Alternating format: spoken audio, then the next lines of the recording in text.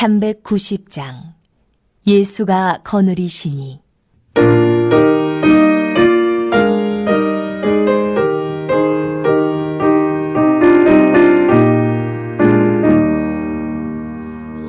예수가 거느리시니 즐겁고 평안하구나. 주야의 자고 깨는 것 예수가 거느리시네. 주 널 항상 달아시고 널 친히 거느리시네.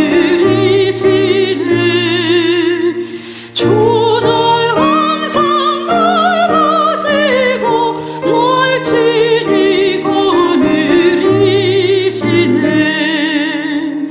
때때로 괴로움 당하면 때때로 기쁨 누리네.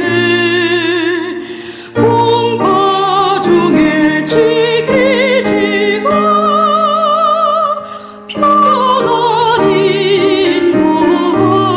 인도하시네. 주 널 항상 달아시고 널 친히 거느리시네. 주 널 항상 달아시고 널 친히 거느리시네.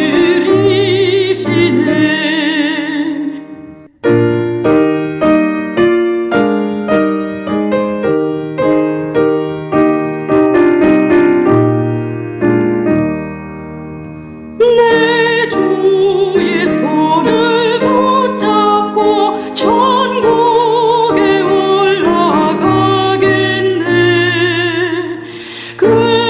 괴로우나 즐거우라 예수가 거느리시네.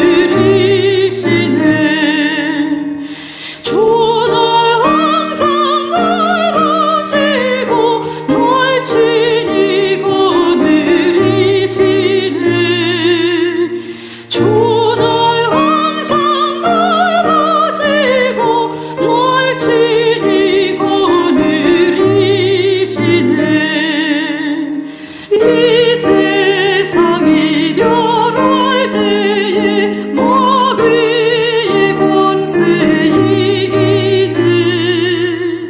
천국에 가는 그 길과 예수가 거느리시네. 주 널 항상 달아시고 널 친히 거느리시네. 주 널 항상 달아시고 널 친히 거느리시네.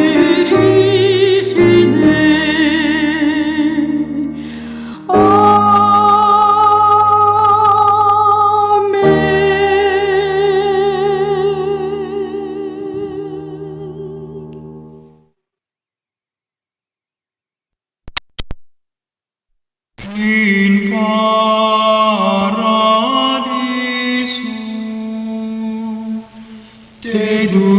dedicante angeli in tua adventus suscipiante materes et perducante in civitatem sanctam Hierusalem in paradiso.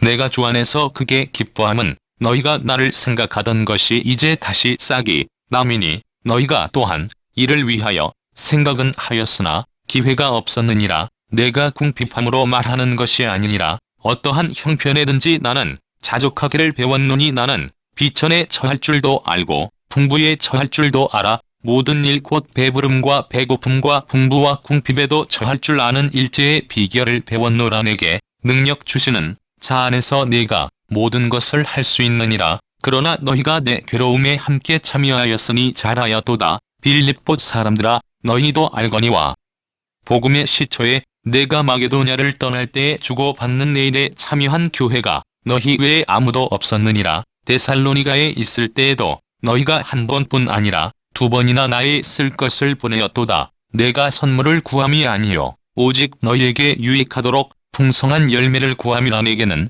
모든 것이 있고 또 풍부한지라. 에바브로디도 편에 너희가 준 것을 받음으로 내가 풍족하니 이는 받으실 만한 향기로운 제물이요 하나님을 기쁘시게 한 것이라. 나의 하나님이 그리스도 예수 안에서 영광 가운데 그 풍성한 대로 너희 모든 쓸 것을 채우시리라. 하나님 곧 우리 아버지께 세세 무궁하도록 영광을 돌릴지어다. 아멘. 오늘은 바울의 감사라고 하는 제목으로 함께 은혜를 나누고자 합니다. 바울은 감옥살이와 법정에서 자신을 변호해야 하는 매우도 고달프고 힘든 인생의 여정을 살아왔던 사람입니다. 그 가운데 그는 재정적인 어려움을 여러 번 경험하였었습니다. 그러나 이러한 어려움 가운데서도 그는 주변 사람들을 비롯하여 교회의 성도들을 그리스도의 심장으로 사랑하였으며 그의 기쁨과 면류관이라고 말하며 그리스도인들, 친구들을 사랑하고 사모하였습니다. 본문을 보면 바울은 빌립보 교인들로부터 선물을 전해받게 되는데 성도들에게 한 그의 고백처럼 그는 그 선물을 정말로 필요로 하지 않았으며 그러한 물질을 성도들에게 구하지도 않았습니다. 그러나 자신의 사랑에 대한 성도들의 사랑을 그 선물을 통해서 발견합니다. 서로 간의 사랑을 확인하면서 그는 감사하고 있는 것입니다. 바울은 풍부함이나 궁핍함 가운데서도 만족하며 그리스도 안에 머무는 것이 모든 상황들에 충분하다고 고백합니다. 그의 인생의 최고의 환경, 최선의 상태라는 것은 세상 사람들이 느끼고 바라는 것과는 사뭇 다르게 그리스도와 함께하며 그리스도 안에 머무는 생활이었던 것을 알 수 있습니다. 비록 그의 몸은 감옥이라는 부자유한 상황에 갇혀 있지만 그의 영은 자유로워서 그리스도와 교제하는 일에 방해받지 않았기 때문에 감옥 안에서도 바울은 충분히 평안하며 기뻐하며 감사할 수가 있었다는 것입니다. 이것이 세상 사람들이 절대로 소유하거나 공유할 수 없는 바울과 같은 깊은 신앙인만이 경험하고 소유할 수 있는 절대 평안의 모습이라고 할 수 있겠습니다. 또한 바울도 환경을 통한 감사와 기쁨을 경험하기는 하였는데 세상 사람들과 다른 것이 그러한 환경적인 감사도 감사하는 이유와 목적이 달랐다는 것입니다. 즉 그는 성도들로부터 이 선물을 받는 것이 자신에게 그 선물이 유익하기 때문이 아니라 그는 받아도 그만 못 받아도 그만인 것이고 부족한 것이 하나도 없이 지금 상태에 만족하지만 그 선물이 성도들의 신앙의 열매라는 점에서 받는 것이 그들에게 유익하다고 생각하며 신앙적인 면에서 감사하고 있습니다. 사실 내게는 모든 것이 있고 풍부한지라 라고 하는 바울의 고백은 이 당시 비즈니스 세계에서 통상적으로 사용하는 상투어였습니다. 그것은 나는 내게 영수증을 주고 온전히 지불하였다 라고 하는 경제적인 용어였던 것입니다. 즉 바울은 이들로부터 선물을 받았지만 그 선물을 그들의 모든 필요를 채우실 하나님께 드리는 제물이었음을 말하면서 이것을 내가 그들에게서 받았다는 영수증과 더불어 하나님께 바친다는 예전적인 의미의 용어로 마무리하고 있습니다. 곧 하나님 우리 아버지께 세세 무궁토록 영광을 돌릴지어다. 아멘 이라고 하는 것이 그의 감사의 내용이었습니다. 이처럼 바울은 여기 여러분의 영수증이 있어 여러분은 나에게 온전히 지불하였소 라고 하는 뜻의 인사말을 하며 그 선물을 하나님께서 기뻐 받으실 제물로 하나님께 바치고 있는 것입니다. 이를 통하여 세상적인 환경의 변화나 물질적인 획득으로 인하여 바울은 그의 마음이 들뜨거나 가라앉지 않도록 자신의 욕망을 하나님의 뜻 가운데 조절하고 있는 깊은 경건의 신앙의 모습을 보여주고 있는 것입니다.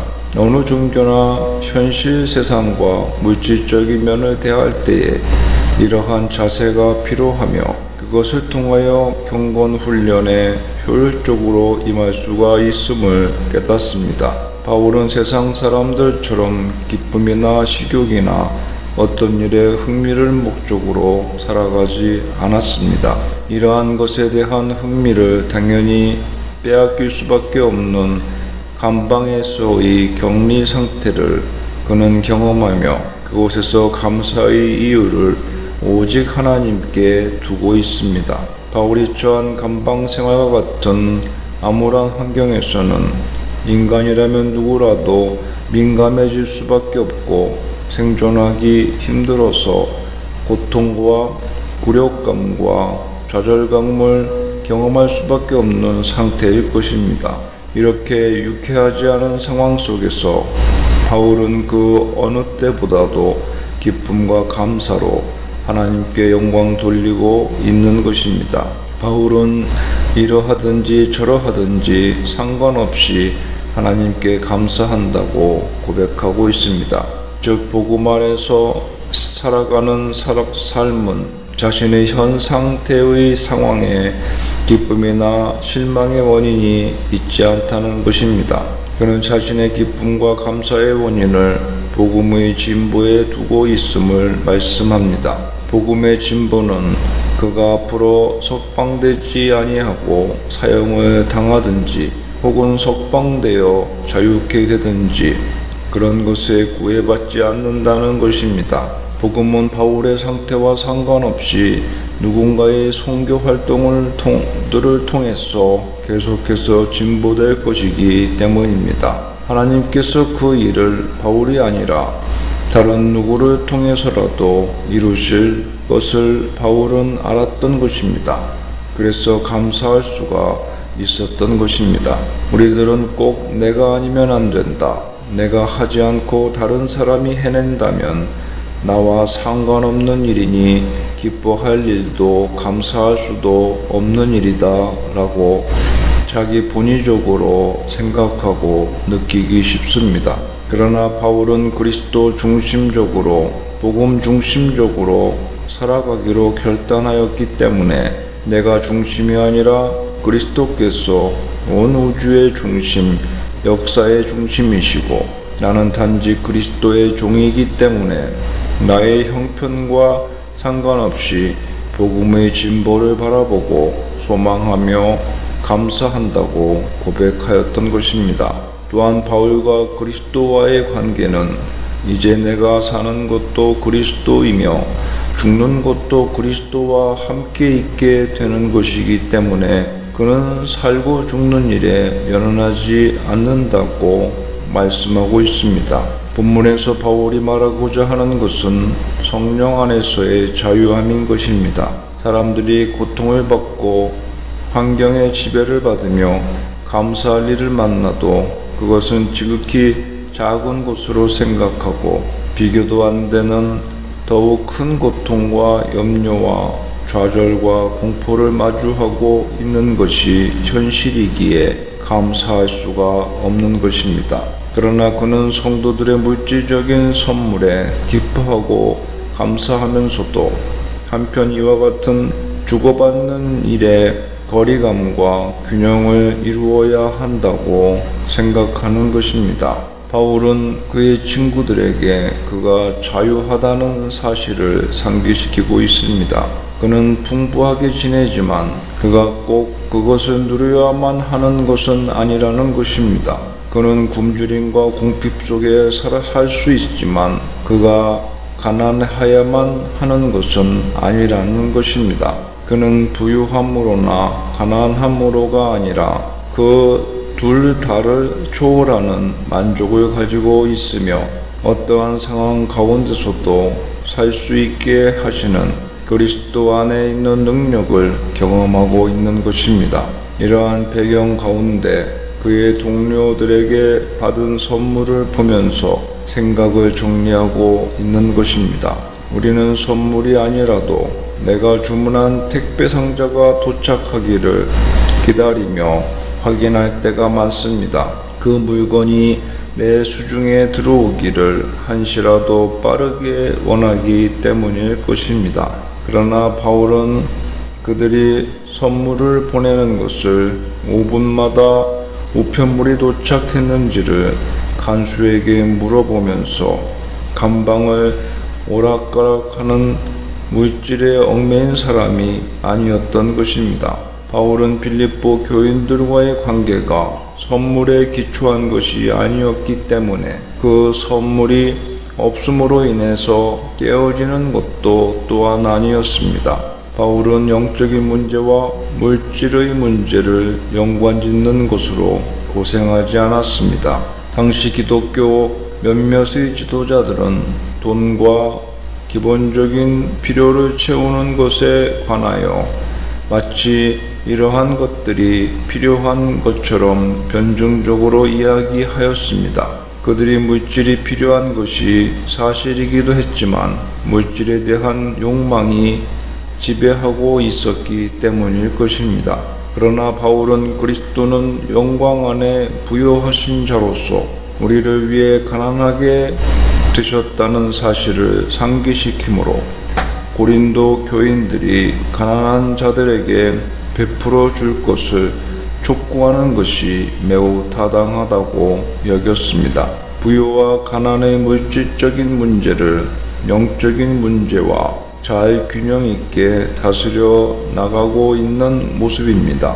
더 나아가 바울은 독자들로 하여금 찬양과 성용으로 이끈 것은 단지 선물들 뿐만 아니라 모든 행위, 모든 봉사임을 깨닫게 합니다. 실제로 교회의 전체적인 선교와 신자 각각의 삶은 최종적으로 의존적으로 이해되어야 되는 것입니다. 즉 모든 것이 예배를 위한 것이며 그 자체가 예배라는 생각입니다.